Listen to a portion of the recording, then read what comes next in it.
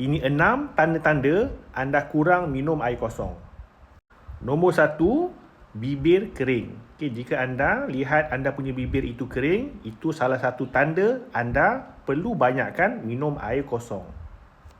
Tanda kedua, apabila air kencing anda berwarna gelap.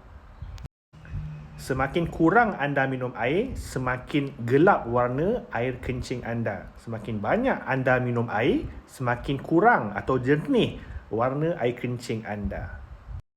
Tanda ketiga, anda mengalami sakit kepala. Jika anda mengalami sakit kepala, ada kemungkinan anda perlu banyakkan lagi minum air kosong. Tanda keempat, anda berasa keletihan. Okay, jika anda rasa terlalu letih ataupun fatigue, banyakkan minum air kosong.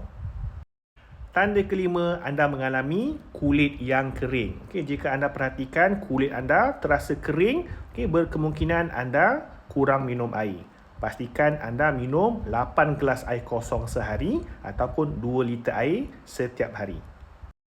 Tanda keenam, anda berasa dizziness ataupun rasa pening-pening. Jika anda rasa pening-pening, itu tandanya anda kurang minum air, lebihkan minum air kosong pada waktu itu. Jangan lupa untuk minum 8 gelas air kosong sehari. Pastikan diri anda dehidrasi dan minum dulu sebelum makan. Saya Coach Zaid, Coach Pengurusan Berat Badan sejak tahun 2009. Sekiranya anda ingin saya bantu untuk coach anda turun berat badan secara sihat, klik link di bio.